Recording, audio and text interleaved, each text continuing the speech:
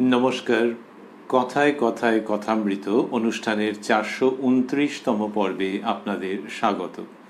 আপনারা এই অনুষ্ঠান দেখছেন প্রাণারাম বাংলা ইউটিউব চ্যানেলে, যেখানে সপ্তাহের প্রত্যেক দিন সম্প্রচারিত হয় এই কথায় কথায় কথামৃত অনুষ্ঠানটি। শুরুর সময় থাকে রাত্রি 9টা, আর কোষ্ঠীপাথর প্রাণারাম ইউটিউব চ্যানেলে প্রত্যেক সপ্তাহের শনিবার সম্প্রচারিত হয় শ্রী শ্রী মায়ের কথা। শুরুর সময় থাকে সন্ধে 6টা। এই অনুষ্ঠানে শ্রী শ্রী রামকৃষ্ণ কথামৃততে আমরা বিগত পর্বে ছিলাম এবং আজকেও সানন্দে অবস্থান করব 13ই জুলাই 1885 প্রসঙ্গে, যেদিন শ্রীরামকৃষ্ণ কলকাতায় বলরাম বসু মহাশয়ের গৃহে শুভাগমন করেছিলেন রথযাত্রা উপলক্ষে। যে দিনটি তিনি বলরাম গৃহে শুভাগমন করেছেন তার পরের দিনটি অর্থাৎ 14 তারিখ রথযাত্রা। শ্রীরামকৃষ্ণ সকাল 9টার সময় বলরাম বাবুর গৃহে অবস্থান করছেন, সেই বর্ণনা আমরা কথামৃতর মধ্যে পেয়েছি এবং কথায় কথায় অমৃত প্রসঙ্গ এগিয়েছে, অসামান্য সমস্ত ধর্ম কথা এসেছে। এই হতে হতে শ্রীরামকৃষ্ণ মধ্যাহ্ন সেবা করেছেন, সেই যে জায়গাটি সেইখান পর্যন্ত আমরা গতকাল শুনেছিলাম। তার পরের অংশে আজকে প্রবেশ করব শ্রী শ্রী রামকৃষ্ণ কথামৃততে, যার সূচনায় কথামৃতকার শ্রীযুক্ত মহেন্দ্রনাথ গুপ্ত বা শ্রীম বা মাস্টার মহাশয় উদ্ধৃত করেছেন, তব কথামৃতং তপ্ত জীবনং কবিভিরীড়িতং কল্মষাপহং শ্রবণমঙ্গলং শ্রীমদাততং ভুবি গৃণন্তি ये ভূরিদা জনাঃ।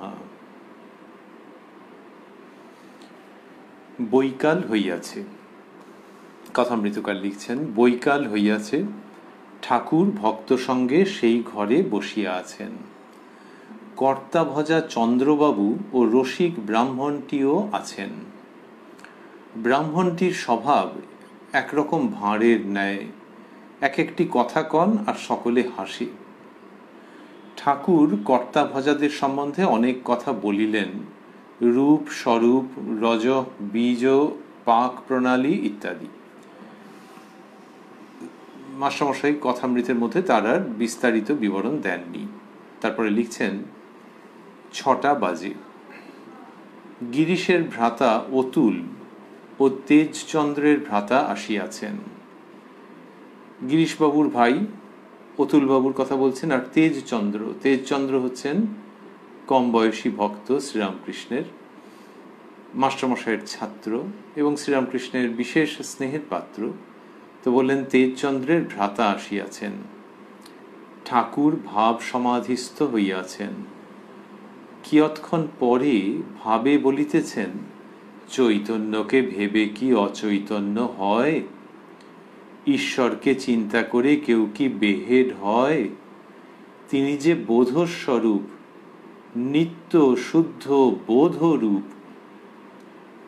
আগন্তুকদের ভিতর কেউ কি মনে করিতেছিলেন যে বেশি ঈশ্বর চিন্তা করিয়া ঠাকুরের মাথা খারাপ হইয়া গিয়াছে? মাস্টারমশাই দেখছেন যে ঠাকুর যে ভাব সমাধিস্থ হয়েছেন, তারপরে ভাবেই বলছেন, অর্থাৎ যেন নিজের সঙ্গে নিজের কথা হচ্ছে বা অন্তরে আর এক সত্তার সঙ্গে যেন কথা হচ্ছে, কিন্তু ভাবস্থ রয়েছেন শ্রীরামকৃষ্ণ। এবং সেই অবস্থায় বলছেন, চৈতন্যকে ভেবে কি অচৈতন্য হয়? এই যে কথা, এটি শ্রীরামকৃষ্ণ উচ্চারণ করছেন। অন্যত্র এইরকম প্রসঙ্গ আছে যে যিনি চৈতন্য তাকে ভেবে অচৈতন্য কখনো হয়? তাহলে সেই প্রশ্নটা উঠছে কেন? না, কেউ যদি ভাবে যে ওই সব চিন্তা করতে করতে কেমন হয়ে গেছে, না, ওরকম হয় না। ঈশ্বরকে চিন্তা করে কেউ কি বেহেড হয়? তিনি যে বোধস্বরূপ, নিত্য শুদ্ধ বোধরূপ। এটি শ্রীরামকৃষ্ণ বলছেন যে যিনি বোধস্বরূপ তাকে ভেবে এরকম হবে কেন? তা হঠাৎ এটা বললেন কেন? কেউ তো কোনো প্রশ্ন করেননি। সেই জন্যই মাস্টারমশাই লিখছেন যে আগন্তুকদের ভিতর কেউ কি মনে করিতেছিলেন। তো শ্রীরামকৃষ্ণ মনের কথা বুঝতে পারতেন তো, কিন্তু সেটা মনের কথা বুঝলাম আর একটা বলে দিলাম, সবাই অবাক হয়ে গেল, একেবারে ভীষণ তাদের মধ্যে একটা অদ্ভুত রকমের ভক্তির ভাব জাগলো, এইসব শ্রীরামকৃষ্ণ করতেন না। কিন্তু কারুর মনের মধ্যে কোনো ভাব এলে তিনি সেটি নিরসন করেছেন, এরকম একাধিক ক্ষেত্রে হয়েছে। শ্রী শ্রী রামকৃষ্ণ লীলা প্রসঙ্গকার স্বামী শারদানন্দজি মহারাজ জানিয়েছেন যে একাধিক ক্ষেত্রে তাকে মানুষজন বলেছেন যে আচ্ছা উনি কি মনের কথা বুঝতে পারেন, মনের মধ্যে যেটা উঠেছিল উনি সেইটিরই দেখছি উত্তর দিচ্ছেন। তাহলে ঘরের মধ্যে কথা হচ্ছে কিন্তু ঠাকুরের কথায় একজনের মনে হচ্ছে, এরকম একাধিক ক্ষেত্রে হয়েছে যে এইটা তো আমার মনের মধ্যে, আমারই তো মনের কথা, উনি এগুলো তত্তর করে সেগুলোর উত্তর দিয়ে যাচ্ছেন। আর এই দিন 13ই জুলাই 1885 প্রসঙ্গে পাচ্ছি যে শ্রীরামকৃষ্ণ ওই রকম কথা যখন বললেন, বোধস্বরূপকে চিন্তা করার কথা, তখন মাস্টারমশাই ভাবছেন যে কেউ কি এরকম ভেবেছিলেন যে বেশি ঈশ্বর চিন্তা করিয়া ঠাকুরের মাথা খারাপ হইয়া গিয়াছে? যদি কেউ ওরকম ভেবে থাকেন, আর তখন যখন শ্রীরামকৃষ্ণ এটি বলছেন, তার কি অপূর্ব শিক্ষা হবে। লোকে বলে আচ্ছা শিক্ষা দিলাম, সেই রকম অর্থে নয়, সত্যিকারের গভীর শিক্ষা, যে ইনি মনের কথা বুঝতে পারেন।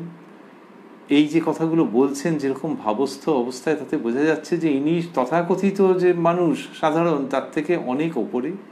আরেকটি হচ্ছে মনের কথা ধরে ফেলেছেন বলে আমাকে কিছু বকছেন না বা অন্যরকম কোনোভাবে আমাকে হীন করছেন না, খাটো করছেন না। মাস্টারমশাই লিখছেন, ঠাকুর কৃষ্ণধন নামক ওই রসিক ব্রাহ্মণকে বলিতেছেন, ওই একটু আগে যার কথা বললেন, ঠাকুর কৃষ্ণধন নামক ওই রসিক ব্রাহ্মণকে বলিতেছেন, কি সামান্য ঐহিক বিষয় নিয়ে তুমি রাত দিন ফষ্টি নাষ্টি করে সময় কাটাচ্ছ, ওইটি ঈশ্বরের দিকে মোড় ফিরিয়ে দাও। যে নুনের হিসাব করতে পারে সে মিছরির হিসাবও করতে পারে। কি সুন্দর করে বলা। অনেকের থাকে না যে এবার জমিয়ে রাখছে, কিন্তু কিরকম হালকা টাইপের কমিক ক্যারেক্টার, ঠিক ইয়ে নেই, গভীরতা নেই মনে হচ্ছে, এইরকম একজন মানুষ। কিন্তু আমরা যখন অনেক সময় বলি এরকম, তখন হচ্ছে যে নম্বর দিলাম না, আমি অনেক নম্বর পাই, আমার অনেক মূল্য, কিন্তু এই লোকটা নম্বর পেল না। আর এই যখনই আমরা সমাজ সম্পর্কে ওরকম বলি যে এই লোকটা নম্বর পেল না, তার মানে আমি অনেক নম্বর পাওয়ার যোগ্য, এটা যেন তোমার মনে থাকে। শ্রীরামকৃষ্ণ তো সেইভাবে বলেন না, তিনি লোকশিক্ষক, তিনি সীমাবদ্ধতা ত্রুটি দেখিয়ে দেন, আর তার সঙ্গে সঙ্গে এমন একটা সমাধানের জন্য কিছু দেন যেখানে এটা সব মেকআপ হয়ে যায়। অনেক সময় আছে না যে গাড়িতে বা মেঝেতে কোথাও ছোট ছোট ত্রুটি আছে, এবার গাড়ির ক্ষেত্রে বলা হলো যে এই লিকুইডটা দিয়ে মোছো, দেখবে সব চলে যাবে। তা সত্যি সত্যি এরকম করলে চলে যায়, কিন্তু বেশিক্ষণের জন্য হয় না, টেম্পোরারিলি চলে যায়। কিন্তু একটা লিকুইড যেটা দিয়ে করলে সমস্ত ওই যে ত্রুটিগুলো হচ্ছে ওগুলো সব যেন পূরণ হয়ে গেল। ছোট ছোট ক্র্যাক মতো দেখা যাচ্ছিল, রঙের জন্য হয়েছে কি কি কে জানে, সেগুলো সব মেকআপ হয়ে গেল, ওই ত্রুটিগুলো ফিল্ড আপ হয়ে গেল, কিন্তু ওই টেম্পোরারি। শ্রীরামকৃষ্ণ যেটা করছেন সেটা হচ্ছে ওই ত্রুটিগুলোকে তিনি ফিল আপ করে দিচ্ছেন। কিসের দ্বারা? What's the liquid? সেটি হচ্ছে তার অমৃত কথা বা কথামৃত। এখানে এই রসিক মানুষটিকে বলছেন, কি সামান্য ঐহিক বিষয় নিয়ে তুমি রাত দিন ফষ্টি নষ্টি করে সময় কাটাচ্ছ। এই মানে কেউ আছে না, কিছু জোকস বললো, অন্য কাউকে নিয়ে কিছু মজা করলো, এরকম টাইপের, কিন্তু বড্ড হালকা। তা তুমি রাত দিন, আচ্ছা কি সামান্য ঐহিক বিষয় নিয়ে। তাহলে শ্রীরামকৃষ্ণ কিন্তু মজার কথা বোঝেন, তিনি হাসি হিউমারের মধ্যে থাকেন, নিজে এক এক সময় এমন কথা বলেন সবাই প্রচণ্ড হাসে, সকলের হাস্য মাস্টারমশাই লিখেছেন। তা সেই রসিকতা একরকম, আর এই হালকা ভাব তো আরেক রকম। তো সেইখান থেকে একে এরকম বলছেন। এই যে কথাটা বললেন যে কি সামান্য ঐহিক বিষয় নিয়ে, এটার মধ্যে এটা যদি 5 জনের মাঝখানে হয় একজনের খারাপ লাগতে পারে, কিন্তু ওই যে আমরা ভাবছিলাম শ্রীরামকৃষ্ণ ত্রুটি দেখিয়ে দিচ্ছেন, তারপরেই অমৃত সিঞ্চন করছেন, বলছেন ওইটি ঈশ্বরের দিকে মোড় ফিরিয়ে দাও। ওইটি মানে হচ্ছে যে তোমার মধ্যে সূক্ষ্ম বোধ আছে তো। বস্তুত যারা কিনা হাসাতে পারেন তাদের একটা বুদ্ধিবৃত্তি থাকে, বুদ্ধিবৃত্তি না থাকলে তো আর হাসানো যায় না। তো সেই জন্যে বললেন ওইটি ঈশ্বরের দিকে মোড় ফিরিয়ে দাও। ওই যে তোমার বুদ্ধির সূক্ষ্মতা আছে, একটা বোধের জায়গা আছে, তুমি পারিপার্শ্বিক পরিবেশকে বুঝতে পারো, সেই জায়গাটাকে মোড় ফিরিয়ে দাও, দিয়ে ঈশ্বরের দিকে নিজের জীবনটাকে নিয়ে যাও। তোমার মধ্যে ক্যাপাসিটি আছে, আমি বলছি না যে তুমি কিছু পারো না, ক্যাপাসিটি আছে। আর একটা দিকে ক্যাপাসিটি থাকলে অন্যদিকেও হবে, সেইটাকে কি সুন্দর করে বলছেন। আমরা সেখান থেকেই শিখছি যে নুনের হিসাব করতে পারে সে মিছরির হিসাবও করতে পারে, জাস্ট কিছু বলার নেই। এবং তার মধ্যে আবার রইল যে নুন আর মিছরি, আমরা যদি সেকালের প্রেক্ষিতে ভাবি যে নুনের হিসেব করছে একটা লোক সারাদিন ধরে, বাবা হিসেব করছে ঠিক, কিন্তু কি নিয়ে হিসেব করছে না, নুন নিয়ে হিসেব করছে, বেশি খেলেই বমি পায়। আর মিছরির হিসেব করছে, ভাবতেও তো ভালো লাগে। তাই সেইটা হচ্ছে যে নুনের হিসেব থেকে তুমি মিছরির হিসেবের দিকে যাও। যে কিনা হাসায় তাকে বললেন নুনের হিসেব, নুনের ছিটে দিলেন কিন্তু কাটা ঘায়ে নয়। তো এইটা করেই বললেন যে সে মিছরির হিসাবও করতে পারে। তাহলে সেই মিছরি, আমরা বলছিলাম অমৃত কথা, তো মিছরির দিকে প্রসঙ্গটা টেনে নিয়ে আসছেন যে তুমি নুনের হিসেব করছো যখন, তখন তোমার যে বুদ্ধিবিদ্যা আছে সেগুলোকে আমি বুঝি, সেগুলোকে আমি অ্যাকনলেজ করছি, অ্যাপ্রিসিয়েট করছি, আর ওগুলো নিয়ে এবার চলো বাবা, অনেক তো হলো বয়স, এবার মিছরির হিসেবের দিকে মন দাও। কৃষ্ণধন সহাস্যে, ওই এটা কিছু মজা করে বলতে হবে তো, এরকম ভাবটা রয়েছে, কিন্তু বোঝাই যাচ্ছে যে তিনি অফেন্ডেড হননি। কৃষ্ণধন সহাস্যে আপনি টেনে নিন, এটা আন্তরিকভাবে বললে একরকম ছিল, কিন্তু যাই হোক বলেছেন। শ্রীরামকৃষ্ণ বলছেন, মাস্টারমশাই লিখছেন, শ্রীরামকৃষ্ণ আমি কি করব, তোমার চেষ্টার উপর সব নির্ভর করছে, এ মন্ত্র নয়, এখন মন তোর। ওই যে গানের মধ্যে আছে, আমরা যে বিপদেতে তরি তরাই, সেই গানের একটি পংক্তি শ্রীরামকৃষ্ণ উল্লেখ করলেন আর বললেন, আমি কি করব, তোমার চেষ্টার উপর সব নির্ভর করছে। এমনিতে দেখা যায় কথামৃতের মধ্যে রয়েছে বিভিন্ন ক্ষেত্রে যে যখন কেউ কিছু একটা হাসির কথা বলছেন শ্রীরামকৃষ্ণের উপস্থিতিতেই, তখন তার উত্তর যখন শ্রীরামকৃষ্ণ দিচ্ছেন, যদি সেই ব্যক্তি যেটা বলেছেন সেইটার থেকে একটু অন্যরকম কিছু তিনি বলেন বা ওইটার বিপরীতে কিছু বলেন, তাহলেও হাসির পরিবেশটাকে তিনি ধরে রাখেন। তিনি হাসতে হাসতেই হয়তো আরেকটা উপমা দিয়ে বলেন, অর্থাৎ যে একটা হাসির পরিবেশ হয়েছে সেটাকে বিঘ্নিত করেন না, এত বড় তিনি জীবন রসিক।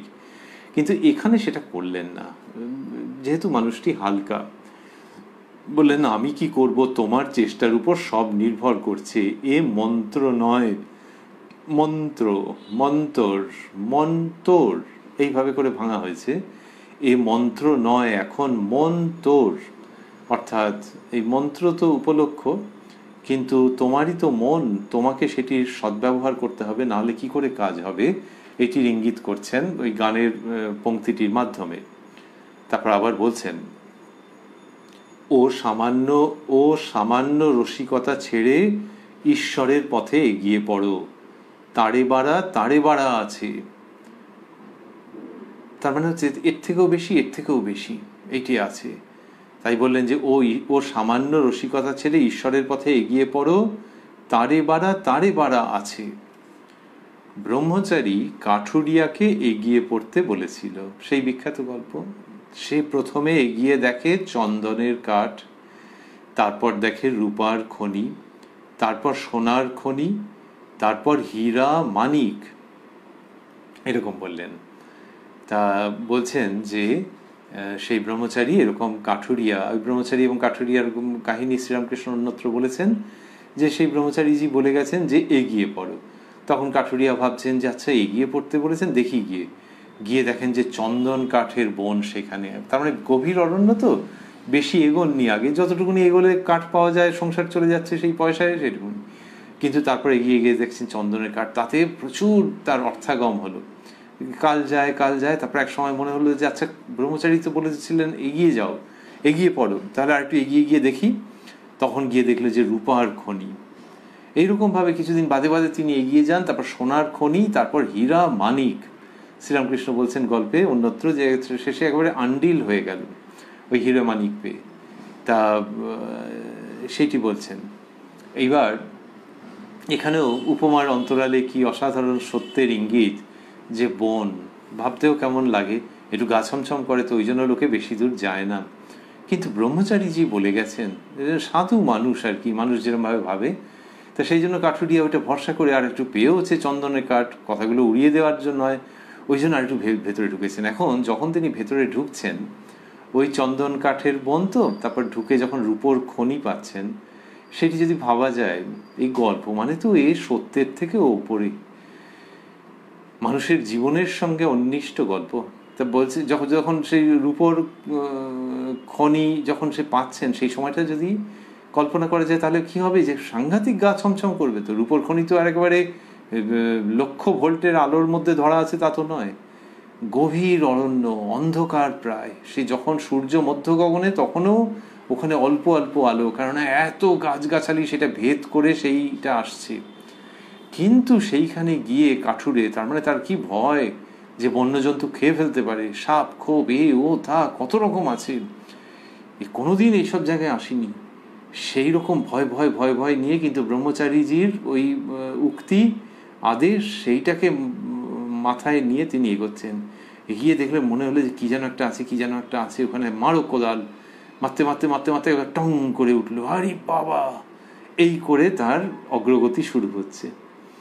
এইটি যেমন ওই গভীর গহন অরণ্য, তেমনি মনের মধ্যেটাও তো তাই।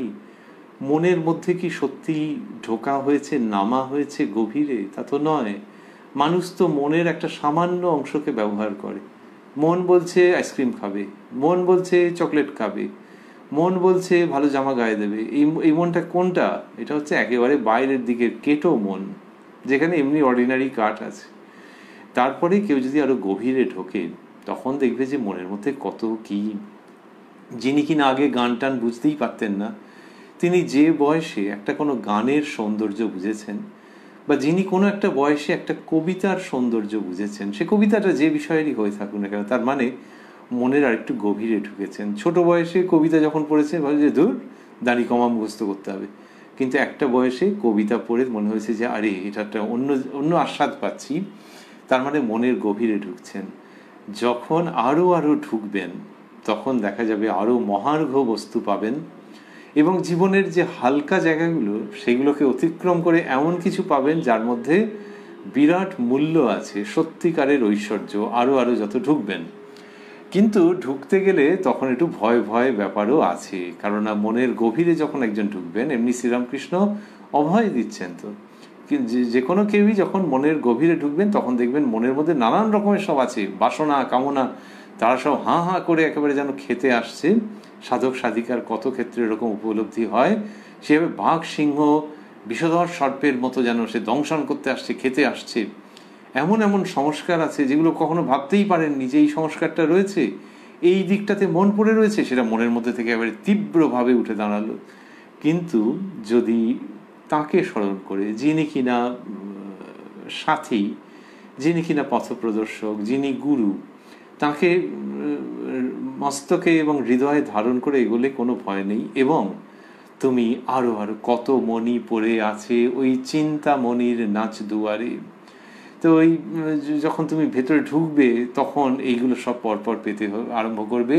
ওখানে বন জঙ্গল আর এখানে মন জঙ্গল, তার মধ্যে এগোও তাহলে পাবে। শ্রীরামকৃষ্ণ সেইটা এই ব্রাহ্মণ মানুষটিকে বললেন। তখন তিনি আবার কিছু একটা নিজেকে বলতে হবে। শ্রীরামকৃষ্ণ যখন বলছেন যে তারপর সোনার খনি, তারপর হীরা মানিক, তখন উনি বলছেন কৃষ্ণধন, এ পথের শেষ নাই। যেন সব বুঝে গেছেন, বা এগুলো ছোট বয়স থেকেই ভাবা আছে ওই রকম ভাবে একটা টিপ্পনী, এ পথের শেষ নাই। তখন শ্রীরামকৃষ্ণ বলছেন, যেখানে শান্তি সেইখানে তিষ্ঠ। একেবারে বল মাঠের বাইরে বের করে দিয়েছেন। এই শ্রীরামকৃষ্ণের মানসিকতা, তার তীক্ষ্ণ স্থিতধী বুদ্ধি। উনি এই বললেন যে বনের মধ্যে আরো আরো আরো, সেটা শুনে বললেন এ পথের শেষ নাই, পণ্ডিতের মতো করে বলে দিলেন। কিন্তু শ্রীরামকৃষ্ণ বলছেন শেষ আছে তো, যেখানে শান্তি সেইখানেই তিষ্ঠ। তিষ্ঠ শব্দটি সংস্কৃত অনেকবার এসেছে বিভিন্ন শাস্ত্র মুখে, যে এইখানে থাকো। ব্রহ্মকে যেখানে অবলম্বন করবার কথা বলা হয়েছে, যে তাকে যখন পাবে, ব্রহ্মের স্বরূপ যখন অবগত হবে, এইখানে তিষ্ঠ। এরকমভাবে সংস্কৃত ভাষায় একাধিক জায়গায় আছে যে এইখানে থাকো, এখান থেকে বিচ্যুত হয়েও না। শ্রীরামকৃষ্ণ সেই সাবেক সনাতন প্রজ্ঞাবান ঋষিকণ্ঠে উদ্গত মন্ত্র যেন সহজ সরল সাধারণ বাংলা ভাষায় অসাধারণ মহিমা ব্যঞ্জনা সহ উপস্থাপন করছেন। বলছেন, যেখানে শান্তি সেইখানে তিষ্ঠ। তার মানে ওইরকম ভাবে বলো না যে এ পথের শেষ নাই, এ পথের শেষ নাই। ওটা বেশ শুনতে ভালো লাগছে, কিন্তু ওটাও আবার তোমার সেই ওই যে অনেক হালকামি আছে, তার মধ্যে নবতম সংযোজন হয়ে গেল বাবা। তো এইখানে বলছেন যে যেখানে শান্তি সেইখানে তিষ্ঠ। বাস্তবিক এই ধর্মজগৎ মানে তো হচ্ছে যে যেখানে মানুষ শান্তি পাবে। ধর্মজগৎ মানে প্রচুর বিচার বিশ্লেষণ নয়, অনেক গ্রন্থ নয়, প্রচুর তীর্থ নয়, অনেক আচার আচরণ নয়, এই হচ্ছে শান্তি। এবার কারো যদি তীর্থে গিয়ে হয়, কারুর যদি ধর্মীয় আচার পালন করে হয়, কারুর যদি মনোনিবেশ করে হয়, যেভাবে হোক না কেন, সেই শান্তি যেখানে গিয়ে মনে হচ্ছে যে আর কিছু চাই না, সেই ব্যক্তি জাগ্রত হয়ে যাচ্ছেন। এমন নয় যে তিনি ঘুমিয়ে পড়লেন। ঘুমের শান্তি আর শান্তি কোথায়? ঘুম ভেঙে গেলেই তো হয়ে গেল। আবার জগৎটা যেমন ছিল তেমনই, কোনো কোনো ক্ষেত্রে পরীক্ষার আগের দিন হয়তো আরো বিকটভাবে উপস্থিত হবে যদি তুমি ঘুমিয়ে পড়ো। তো সুতরাং শান্তিটা কোথায়? যখন শান্তি কেউ পাবেন তখন তার জীবন অনলস হয়ে যাবে, মোহনিদ্রার অবসান ঘটবে এবং আর কিছু চাই না। সে তো যুগে যুগে বিভিন্ন রকমভাবে হয়েছে, বিভিন্ন রকমভাবে বিভিন্ন দেশে বিভিন্ন স্থানে হয়েছে তো, এবং বিভিন্ন সময়ে, যে কেউ এমন একটা কিছু পেয়েছেন যেখান থেকে বোঝা যাচ্ছে যে ইনি আর কিছু চান না, কোনো প্রত্যাশা নেই ওনার, আর অন্য কারোর কাছ থেকে কিছু চান না, বরং ওর কাছে গিয়ে চুপ করে বসে থাকলে লোকে কিছু পায়, আর উনি কিছু বললে তো কথাই নেই। তার মানে ওনার শান্তি হয়েছে, সেইখানে তিনি অবস্থান করছেন। এইটাই সমস্ত ধর্মের লক্ষ্য, এবং বিভিন্ন ভাষায় তার বর্ণনা আছে, বিভিন্ন যুগে সেই যুগের উপযুক্ত ভঙ্গিতে এই উপদেশ দেওয়া হয়েছে। তো শ্রীরামকৃষ্ণ সেটা পথের শেষ দেখাচ্ছেন তিনি। তারপর মাস্টারমশাই লিখছেন, ঠাকুর একজন আগন্তুক সম্বন্ধে বলিতেছেন, ওর ভিতর কিছু বস্তু দেখতে পেলেম না, যেন ওলম্বাকুল। ওই যে ভেতরটা দেখতে পাচ্ছেন তো, কষ্ট হচ্ছে যে একজনের ভেতর কিছু নেই, তার মানে এই জন্মে নেই।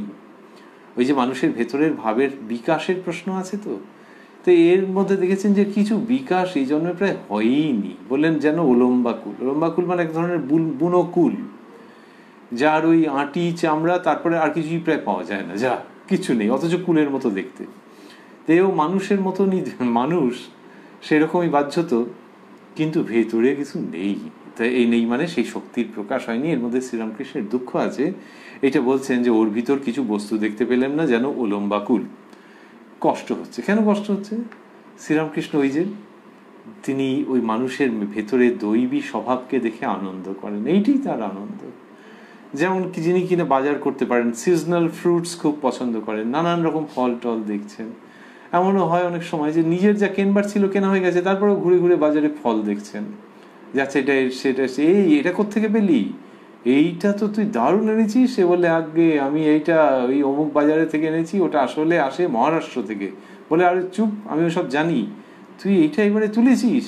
কিনলেন না, কিন্তু আনন্দ ওই ফল নিয়ে। এই যে একটা আনন্দ যে নানান রকমের ফল দেখছেন, আর যেখানে দেখছেন যে ভালো নয়, তখন বলছেন দূর, আজকে বাজারে কি রকম সমস্ত একেবারে শুকনো শুকনো ফল নিয়ে বসে আছে ওরা, কত লোককে যে ঠকালো কে জানে, এরকম বলছেন। তা শ্রীরামকৃষ্ণ ঠিক সেই রকম ভাবে, তার কোনো উদ্দেশ্য নেই, কিন্তু মানুষের ভেতরে ঈশ্বরীয় ভাবের প্রকাশ দেখতে চাইছেন। সেই সুপক্ক ফলের সন্ধানী তিনি। আর যেখানে দেখতে পাচ্ছেন না, তখন বলছেন খারাপ লাগছে, এবং ফলের বাজারে ওলম্বাকুল, দূর, ভালো লাগছে। সন্ধ্যা হইল, কিন্তু আমরা মাথায় রাখছি যে যাকে তিনি দেখলেন ওরকম, তার প্রতি কিন্তু কল্যাণ চিন্তা তার অনবরত সেটি অব্যাহত থাকলো, সেটি আমরা অনুমান করতেই পারি শ্রীরামকৃষ্ণের স্বভাবের পরিপ্রেক্ষিতে। সন্ধ্যা হইল, মাস্টারমশাই লিখছেন, সন্ধ্যা হইল, ঘরে আলো জ্বালা হইল। ঠাকুর জগন্মাতার চিন্তা ও মধুর স্বরে নাম করিতেছেন। ভক্তেরা চতুর্দিকে বসিয়া আছেন।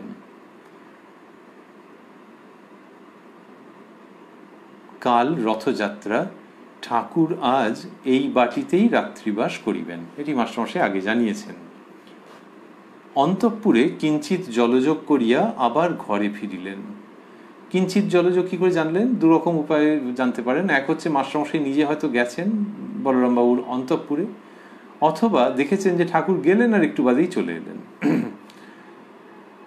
রাত প্রায় 10টা হইবে, তার এটা অনেকক্ষণ পরের বর্ণনা রয়েছে। রাত প্রায় 10টা হইবে, ঠাকুর মণিকে বলিতেছেন ওই ঘর থেকে গামছাটা আনত, ওই ঘর থেকে, তারপর বন্ধনীর মধ্যে মাস্টারমশাই লিখেছেন অর্থাৎ পার্শ্বের পশ্চিমের ছোট ঘর থেকে, ওই হল ঘরের পাশেই যে পশ্চিম দিকে ছোট ঘরটি আছে সেটির কথা হচ্ছে।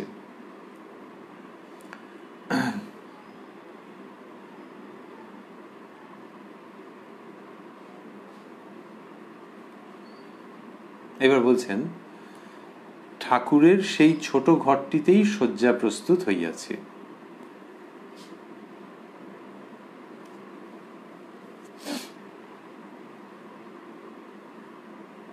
রাত 10:30 হইল, ঠাকুর শয়ন করিলেন। গ্রীষ্মকাল, ঠাকুর মণিকে বলিতেছেন বরং পাখাটা আনো। তাহাকে পাখা করিতে বলিলেন। রাত 12টার সময় ঠাকুরের একটু নিদ্রাভঙ্গ হইল, বলিলেন শীত করছে আর কাজ নাই। এই ঘটনা ঘটল রাত্রিবেলায়। এইবারে রথযাত্রার দিনের প্রসঙ্গ। মাস্টারমশাই লিখছেন আজ শ্রী শ্রী রথযাত্রা, মঙ্গলবার 31শে আষাঢ় 1292, শুক্লা দ্বিতীয়া, 14ই জুলাই 1885। অতি প্রত্যুষে ঠাকুর উঠিয়া একাকী নৃত্য করিতেছেন ও মধুর কণ্ঠে নাম করিতেছেন। মাস্টার আসিয়া প্রণাম করিলেন, ক্রমে ভক্তেরা আসিয়া প্রণাম করিয়া ঠাকুরের কাছে উপবিষ্ট হইলেন।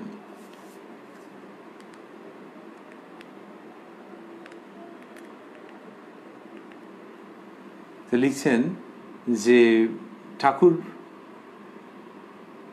সকালবেলায় উঠেছেন, উঠে একাকী নৃত্য করছেন। কি সুন্দর দৃশ্য! একাকী নৃত্য করিতেছেন ও মধুর কণ্ঠে নাম করিতেছেন। শ্রীরামকৃষ্ণের নৃত্য যারাই দর্শন করেছেন তারাই মুগ্ধ হয়ে গেছেন। আমরা আসবো সেই প্রসঙ্গে।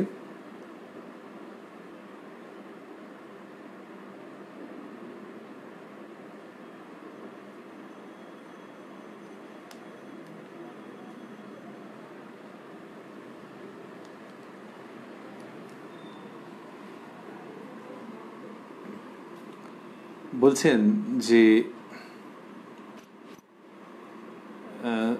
অতি প্রত্যুষে ঠাকুর উঠিয়া একাকী নৃত্য করিতেছেন। এই যে নৃত্য করিতেছেন, তো শ্রীরামকৃষ্ণের নৃত্য অপূর্ব ছিল এবং নৃত্যের পাদবিক্ষেপে যেন মনে হতো অবিরত মাধুর্য বর্ষিত হচ্ছে, বিকীর্ণ হচ্ছে চতুর্দিকে। পরমহংসদেবের নৃত্য, এরকম কেউ কেউ বলেছেন, সেই শিরোনামে লিখেছেন যে সে যেন মনে হয় যেন স্বর্গ নেমে এসেছে। তা বলরাম বাবুর বাড়িতে ঠাকুর নৃত্য করছেন এবং আপন মনে আর মধুর কণ্ঠে নাম করিতেছেন। এই শ্রীরামকৃষ্ণের যে সঙ্গীত গান, সেই পরম্পরাটি একটা পাওয়া যায় যে পরবর্তীকালে শিষ্য ভক্তদের মাধ্যমে, কিন্তু নৃত্য পরম্পরা একটু কম পাওয়া যায়। কথামৃতের মধ্যে যে বাণী বিবরণ ধরা আছে তা দিয়ে অনেকটা সার্থক কল্পনা করা যায়। তো ঠাকুর লিখছেন যে অতি প্রত্যুষে ঠাকুর উঠিয়া একাকী নৃত্য করিতেছেন ও মধুর কণ্ঠে নাম করিতেছেন। মাস্টার আসিয়া প্রণাম করিলেন, ক্রমে ভক্তেরা আসিয়া প্রণাম করিয়া ঠাকুরের কাছে উপবিষ্ট হইলেন। ঠাকুর পূর্ণর জন্য বড় ব্যাকুল। এটি আমরা আগে দেখেছি। পূর্ণচন্দ্র ঘোষ, তার জন্য শ্রীরামকৃষ্ণের কি তীব্র ব্যাকুলতা গতকালের প্রসঙ্গেও আমরা পেয়েছি বিশেষভাবে। ঠাকুর পূর্ণর জন্য বড় ব্যাকুল, মাস্টারকে দেখিয়া তাঁরই কথা কহিতেছেন। শ্রীরামকৃষ্ণ, তুমি পূর্ণকে দেখে কিছু উপদেশ দিতে? মাস্টার, তাহলে পূর্ণ এটা দিতে অতীতকাল বলছেন কেন? এমনি আর কি, যে আগে এরকম করতে তুমি কি, এই একটি ভঙ্গি। আরেকটি হচ্ছে যে শ্রীযুক্ত পূর্ণচন্দ্র ঘোষ, ঠাকুর তাকে ঈশ্বরকোটি বলেছেন। তার গৃহী ভক্তদের মধ্যে একমাত্র যাকে ঠাকুর স্বয়ং ঈশ্বরকোটি বলে নির্দেশ করেছেন। এই পূর্ণচন্দ্র ঘোষ যখন কম বয়স, তখন বিদ্যাসাগর মশাইয়ের সেই স্কুলে পড়তেন যেখানে কথামৃতকার শ্রীযুক্ত মহেন্দ্রনাথ গুপ্ত মহাশয় অধ্যাপনা করতেন, কিন্তু ওই ঠাকুরের মাধ্যমে গেছেন, তো মাস্টারমশাইয়ের মাধ্যমে পূর্ণ গেছেন ঠাকুরের কাছে, তো সেইটি তার বাড়িতে পছন্দ ছিল না। কি করা যাবে, সব বাড়ি তো একরকম হয় না। তো বাড়ির মানুষজন তারা কি করেছেন, ওই মাস্টারমশাই যে স্কুলে আছেন সেখান থেকে পূর্ণকে ছাড়িয়ে নিয়েছেন। সেটা একটা কষ্টের অভিজ্ঞতা। তো ঠাকুর বলছেন, তুমি পূর্ণকে দেখে কিছু উপদেশ দিতে। মাস্টার: আজ্ঞা, চৈতন্য চরিত পড়তে বলেছিলাম, তা সে সব কথা বেশ বলতে পারে, আর আপনি বলেছিলেন সত্য ধরে থাকতে, সেই কথাও বলেছিলাম। শ্রীরামকৃষ্ণ: আচ্ছা, ইনি অবতার এসব কথা জিজ্ঞাসা করলে কি বলতো? মাস্টার: আমি বলেছিলাম চৈতন্যদেবের মতো একজনকে দেখবে তো চলো। তো ওই যে শ্রীরামকৃষ্ণের এইটি যে তাকে অবতার, এই সব কথা যদি জিজ্ঞেস করা হয় কি বলছে, তার মানে কেউ তাকে অবতার বলে মানছে কিনা, এইখান থেকে শ্রীরামকৃষ্ণ বুঝতেন তার ভেতরের অবস্থাটা কীরকম। নিজে কখনো ওরকমভাবে তো চাপিয়ে দেননি, দেওয়ার প্রশ্নই উঠছে না, কিন্তু তার ওই যে স্বরূপ, যে তিনি ঈশ্বর স্বয়ং অবতীর্ণ হয়েছেন, এইটা সে কি বুঝতে পারে? শ্রীরামকৃষ্ণ অন্যত্র বলেছেন যে ভক্তদের দুটি জিনিস জানলেই হলো, এক তারা কারা, আর এক হচ্ছে যে কোনো ভক্তের ক্ষেত্রে বলছেন যে সে কে, আর তার সঙ্গে এখানকার কি সম্পর্ক, মানে শ্রীরামকৃষ্ণের কি সম্পর্ক। এখন এই যে দ্বিতীয় যে জায়গাটি, এখানে শ্রীরামকৃষ্ণের স্বরূপ সম্পর্কে একটা ধারণা না হলে তো এটা দানা বাঁধবে না। তো ওই ঠাকুরকে অবতার বললে ছেলেটা কি বলে, এইটা মাস্টারমশাইকে জিজ্ঞাসা করছেন। আচ্ছা, ইনি অবতার এসব কথা জিজ্ঞাসা করলে কি বলতো? তা মাস্টারমশাই বললেন যে আমি বলেছিলাম চৈতন্যদেবের মতো একজনকে দেখবে তো চলো। তার মানে সেইটি সে এসেছে, আর তারপর ঘন ঘন এসেছে, তার কি প্রচণ্ড টান, তার থেকেই বোঝা যায় যে ঠাকুরকে সে কি চোখে দেখেছে। শ্রীরামকৃষ্ণ: আর কিছু? মাস্টার: আপনার সেই কথা, ডোবাতে হাতি নামলে জল তোলপাড় হয়ে যায়, ক্ষুদ্র আধার হলেই ভাব উপচে পড়ে। তো এই ডোবা, শ্রীরামকৃষ্ণ বলছেন যে ডোবায় যদি হাতি নামে জল ওই রকম হয়ে যাবে, উপচে পড়বে, কিন্তু সায়র দিঘিতে নামলে হয় না। তা সেটি মাস্টারমশাই বলেছেন যে ক্ষুদ্র আধার হলেই ভাব উপচে পড়ে, এটি পূর্ণচন্দ্রকে বলেছেন। তারপর মাস্টারমশাই বলছেন, মাছ ছাড়ার কথায় বলেছিলাম, কেন অমন করলে, হইচই হবে। তো এটা তো পুরো বিশদ নেই, হয়তো পূর্ণচন্দ্র কোনো মাছ কোথাও রাখা ছিল, জলে জীবনও ছিল, সে ছেড়ে দিয়েছে। কোথায় ছাড়বে, পুকুরে হয়তো ছেড়ে দিয়েছে। তো সেইটে যে ওই বদ্ধতা তার ভালো লাগছে না, অনুমান করা যায়। তা মাস্টারমশাই বলছেন যে এই সবগুলো করতে নেই, সংসারের মধ্যে থেকে এগুলো খামোখা লোকের দৃষ্টি আকৃষ্ট হবে। তো বলছেন, ওইটা একটুখানি ঠাকুরকে বললেন যে মাছ ছাড়ার কথাই বলেছিলাম, কেন অমন করলে, হইচই হবে। শ্রীরামকৃষ্ণ: তাই ভালো, নিজের ভাব ভিতরে ভিতরে থাকাই ভালো, এটি বললেন শ্রীরামকৃষ্ণ। এইবার একটি অদ্ভুত ঘটনা ঘটছে, এই সকালবেলার প্রসঙ্গ, এবং এটি কথামৃতের খুব চিত্তাকর্ষক, গভীর, মধুর এবং ইঙ্গিতপূর্ণ জায়গাগুলির একটি।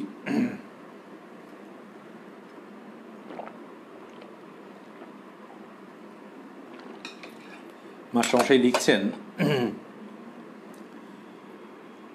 প্রায় 6:30 বাজে, সকাল 6:30। বলরামের বাটি হইতে মাস্টার গঙ্গা স্নানে যাইতেছেন। পথে হঠাৎ ভূমিকম্প।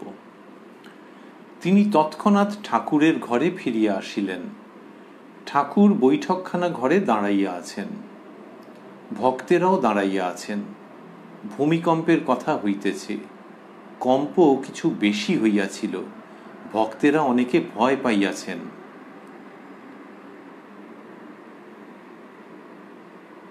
শ্রীরামকৃষ্ণ: যে ঘরে বাস তারই এই দশা, এতে আবার লোকের অহংকার। মাস্টারকে: তোমার আশ্বিনের ঝড় মনে আছে? মাস্টার: আজ্ঞা হাঁ। তখন খুব কম বয়স, 9-10 বছর বয়স। এক ঘরে একলা ঠাকুরদের ডাকছিলাম। এই শ্রীরামকৃষ্ণ হঠাৎ করে বললেন, প্রথমে বললেন যে ঘরে বাস তারই এই দশা, অর্থাৎ জীবনের কোনো নিশ্চয়তা তো নেই, ক্ষণভঙ্গুর, নশ্বর। যে ঘরে বাস তারই এই দশা, এতে আবার লোকের অহংকার। এবার মাস্টারমশাইকে বলছেন যে তোমার আশ্বিনের ঝড় মনে আছে? এই আশ্বিনের ঝড় কোথা থেকে এলো? কিন্তু শ্রীরামকৃষ্ণ যেই জিজ্ঞাসা করেছেন, মাস্টারমশাই বলছেন আজ্ঞা হাঁ, তখন খুব কম বয়স, 9-10 বছর বয়স, এক ঘরে একলা ঠাকুরদের ডাকছিলাম। এইবার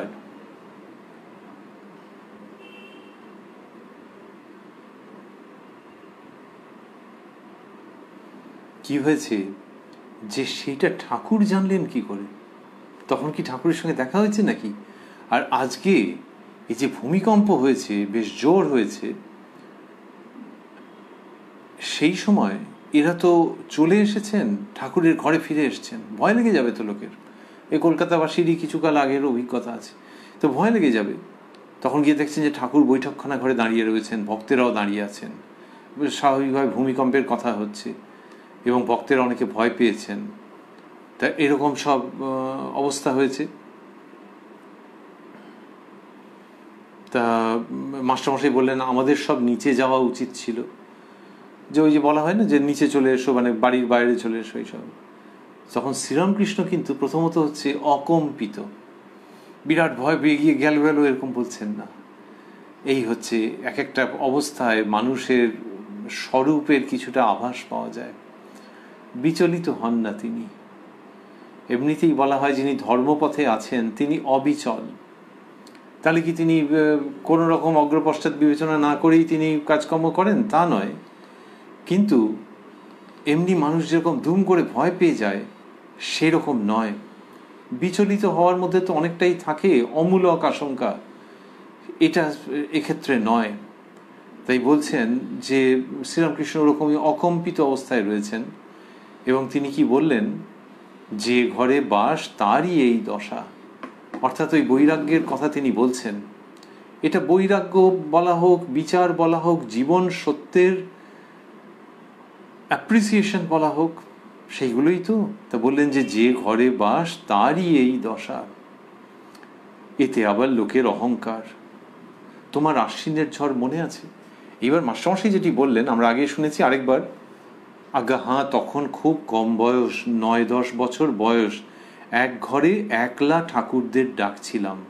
তারপর তিনি লিখছেন, মাস্টার বিস্মিত হইয়া ভাবিতেছেন ঠাকুর হঠাৎ আশ্বিনের ঝড়ের দিনের কথা জিজ্ঞাসা করিলেন কেন? আমি যে ব্যাকুল হয়ে কেঁদে একাকী এক ঘরে বসে ঈশ্বরকে প্রার্থনা করেছিলাম, ঠাকুর কি সব জানেন ও আমাকে মনে করাইয়া দিতেছেন? উনি কি জন্মাবধি আমাকে গুরুরূপে রক্ষা করিতেছেন? যে সেই আশ্বিনের ঝড় যখন হয়েছিল সেই সময় ব্যাকুল হয়ে কেঁদে ফেলেছিলাম। বাচ্চা ছেলে তো, 9-10 বছর বয়স। আর আশ্বিনের ঝড়ে কই এখন ওরকম হয় নাকি? হ্যাঁ হয়, দেশ গায়ে হয়। যা তখনকার দিনের কথা মাস্টারমশাই যেটা বলছেন 1864 সালের কথা উনি লিখেছেন 5ই অক্টোবর 1864। কি করে এটা লিখতে পারলেন আমরা জানি না, কারণ কথামৃত যখন লিখছেন বা সেই দিনেও যদি তিনি ভেবে থাকেন, এই 13ই জুলাই 14ই জুলাই 1885, সেই দিনকেও যদি তিনি ভেবে থাকেন যে ছোট বয়সে কবে কোন তারিখে হয়েছিল, সেই তারিখ কি করে বার করলেন? অদ্ভুত বুদ্ধিমত্তা ছিল, প্রচুর সন্ধান রাখতেন। যাই হোক, সেটি অন্য প্রসঙ্গ। তো ওই যে 5ই অক্টোবর 1864-তে ওটা হয়েছে, আর শ্রীরামকৃষ্ণের কাছে মাস্টারমশাই এসেছেন 1882-তে, আর আজকে হচ্ছে 1885-র 14ই জুলাই। তো এই ভূমিকম্পের প্রেক্ষিতে হঠাৎ করে তিনি বলে দিলেন যে তোমার আশ্বিনের ঝড় মনে আছে? এ তো কাব্য, এ স্বপ্ন, এ সত্য, এ বাস্তব।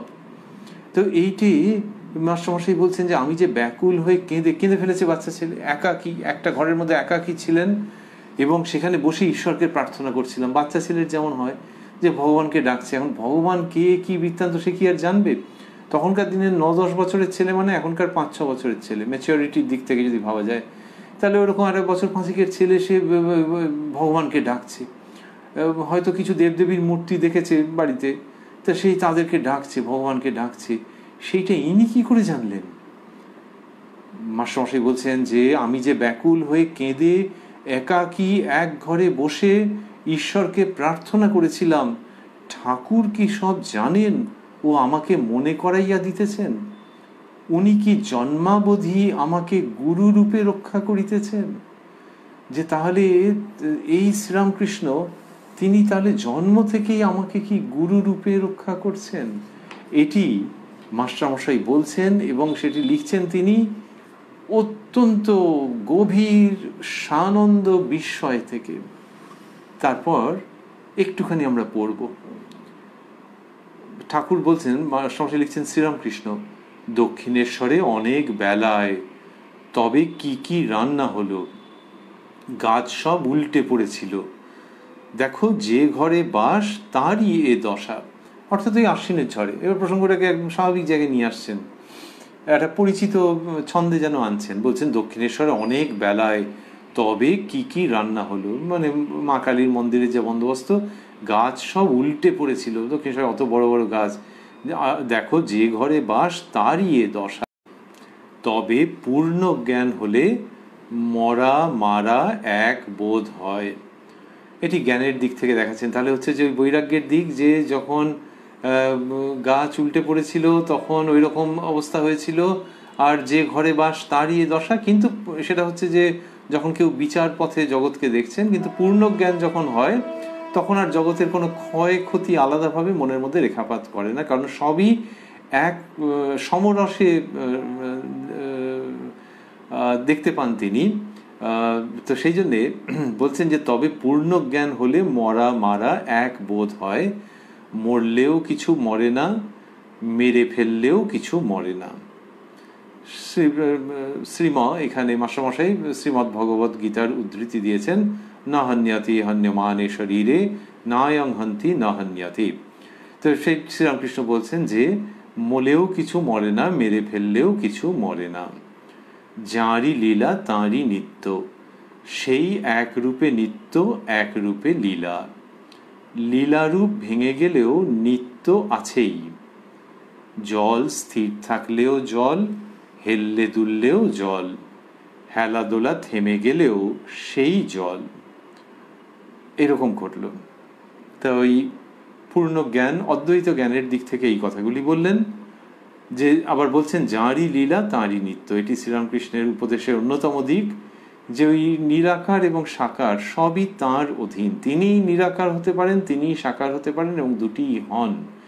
যাঁরই লীলা তাঁরই নিত্য, সেই একরূপে নিত্য একরূপে লীলা। লীলারূপ ভেঙে গেলেও নিত্য আছেই, কিন্তু লীলারূপ সেটিকে যদি কেউ অবলম্বন করেন তাহলেও তার খুব কল্যাণ মঙ্গল। এবং এই লীলারূপ সেটিকে প্রাপ্ত হও যা নিত্যরূপ প্রাপ্ত হও, তাই শ্রীরামকৃষ্ণ বহুবার সেটি বুঝিয়েছেন। এখানেও বলছেন আবার, জল স্থির থাকলেও জল, হেললে দুললেও জল। সুতরাং হেলছে দুলছে যে জল, সেই জলকে দেখা মানে জলই তো দেখা হলো, অন্য কিছু কি? সুতরাং লীলা, কিন্তু হ্যাঁ, এই লীলাকে দেখা মানে এমনি রূপ রস গন্ধ বর্ণ মানুষ যেরকম ভাবে দেখে বেড়ায় ওইরকম ভাবে দেখা নয়, বৈচিত্র্য দেখা। কিন্তু সেটি ওই ইষ্টপ্রাপ্তির পর যখন তাকেই সর্বত্র দেখছে, কিন্তু নানা রূপে নানা নামে, সেই যে দেখাটা সেটাই আসল দেখা। আগের যে দেখা তার সঙ্গে তফাৎ কি? আগের দেখা অনেক অগভীর, আরেকটা হচ্ছে আগের দেখাটা হচ্ছে আসক্তির মধ্য দিয়ে দেখা। কিছু কিছু জিনিসের প্রতি আসক্ত, কিছু কিছু জিনিসে বিরক্ত, ওইগুলোকেও সিধে করতে চাইছে, বিরক্ত যেসব ব্যাপারগুলোতে সেগুলোর একটা শোধবোধ করতে চাইছে, আর এইটাতে ক্রমাগত লিপ্ত থাকতে চাইছে আসক্তির বস্তুতে, কিন্তু সেটা সম্ভব নয়। এইসব মিলে একটা কিরকম ঘেঁটে যাওয়া অস্তিত্ব।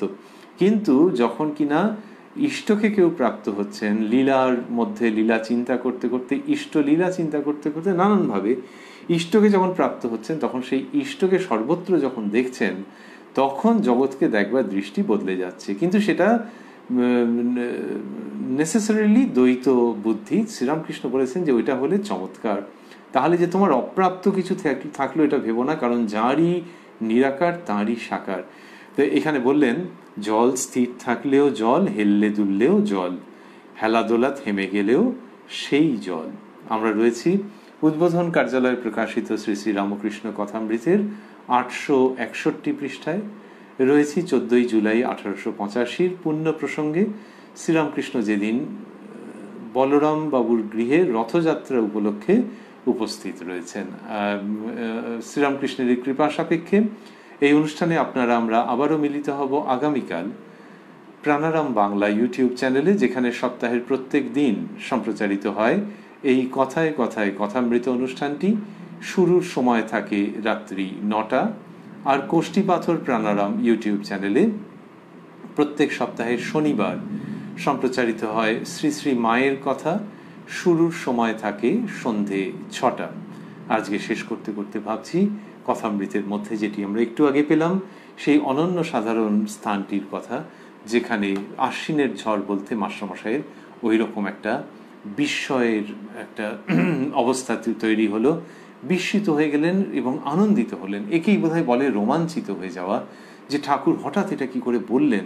এবং তারপরেই দেখা যাচ্ছে যে অন্যান্য প্রসঙ্গ গড়াচ্ছে। তাহলে এই যে ঠাকুরকে তিনি বলছেন, ঠাকুর সম্পর্কে যে তিনি কি জন্মাবধি গুরু রূপে রক্ষা করিতেছেন। আমরাও যখন কথামৃত পড়ছি ভাবছি যে শ্রীরামকৃষ্ণ এই রকমভাবেই যে জেনেছেন এবং এই রকমভাবেই তিনি আশীর্বাদ করেছেন, রক্ষা করেছেন, ইষ্ট পথে অগ্রসর করিয়ে দিয়েছেন। সেটা কি শুধু মাস্টারমশাইয়ের ক্ষেত্রে হয়েই শেষ হয়ে গেছে, নাকি শুধু তাকে দিয়েই শুরু? তিনি আরও কত কত মানুষকে, নরনারীকে ওইভাবেই ধরে রয়েছেন দুহাতে করে এবং অভীষ্ট পথে, ইষ্ট পথে এগিয়ে দিচ্ছেন। মাস্টারমশাইয়ের ভাষ্য অনুযায়ী জন্মাবধি গুরুরূপে রক্ষা করিতেছেন। এইটি ভেবে আমাদের একই রকম সানন্দ বিস্ময়ের অবকাশ আছে এবং অবশ্যই মনের মধ্যে অনুপ্রেরণা, স্বস্তি, শান্তি ও নির্ভরতার কারণ আছে। ওং নিরঞ্জনং নিত্যমনন্ত রূপং ভক্তানুকম্পা ধৃত বিগ্রহং বৈ ঈশাবতারং পরমেশমিড্যং তং রামকৃষ্ণং শিরসা নমামঃ।